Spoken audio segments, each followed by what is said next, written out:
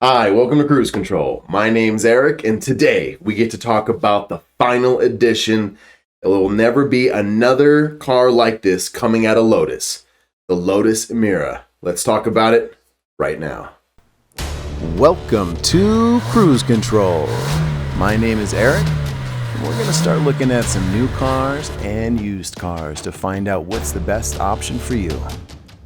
Let's see what's up next.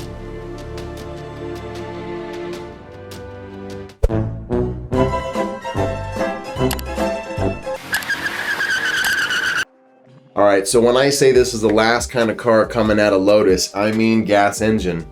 This is the last one that they're going to make. They said after this, they're going pure EV. So if anybody can make an EV interesting, it's going to be Lotus. I test drove a Model 3 Performance, and it was fast in a straight line, and I loved it. There was no motion, and I didn't like that.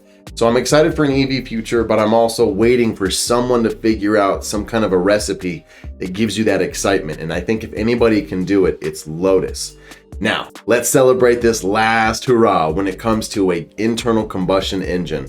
You have two options here. You have a 2-liter, and that is going to be sourced from AMG with 360 horsepower. So right above Cayman S level. So they're not even going to be as low as like the regular base Cayman with 300 horsepower. They're going straight after the Cayman S with the 350, but this one has 360. So it'll be a trump card. Price point's going to be similar to the Cayman S. This is going to start at around $70,000. I think this looks more exotic.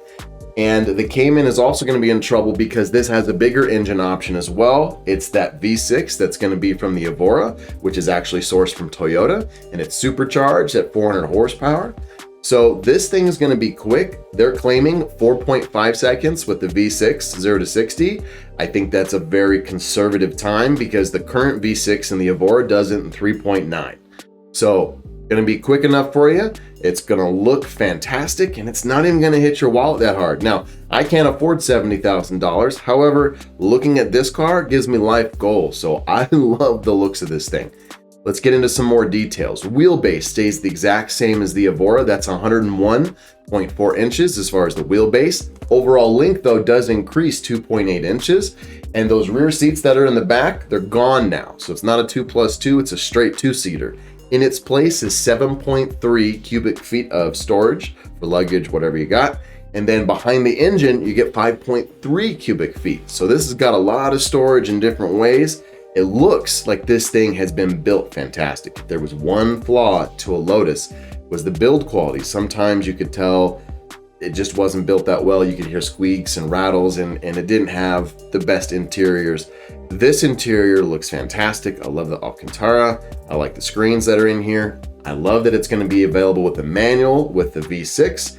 The manual also comes with a torque converter automatic if you'd like, or if you want a dual clutch, you get the 2-liter, the 360 horsepower. So you have 3 different transmission choices, 2 engine choices, mid-mount, rear, exotic. This thing, let's look at the styling. It is beautiful. I love this thing.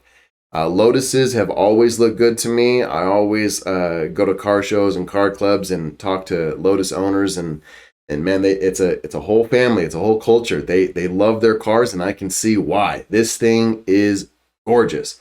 Now, I've driven its competitor, the Porsche Cayman, around the track in Vegas. It's called Speed Vegas, which was an absolute blast. It was a 340 horsepower Cayman GTS from 2015 with the PDK, and around the corners, I couldn't keep up with the car. This thing was better than me in every way. I loved how sharp this was in the corners. However, in the straights, it could have used more grunt. I got passed very easily by a buddy of mine that was in a Nissan GTR. I'd catch him in the corners, but in the straights, he would just blow right by me.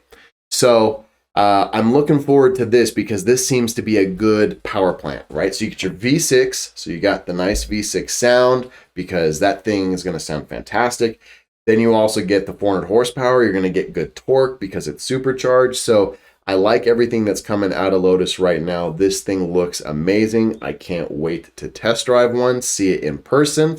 Tell me what you guys think. Look at these styling things right here. Look, even in the headlights, it has its name. Like very nice, close attention to detail. I like all the scoops. I like the front end. I like the side profile. I like the wheel choices that are on here. This thing looks fantastic. Let me know if you like it or dislike it down below. Thank you for watching. My name's Eric. This is Cruise Control. Have a good one.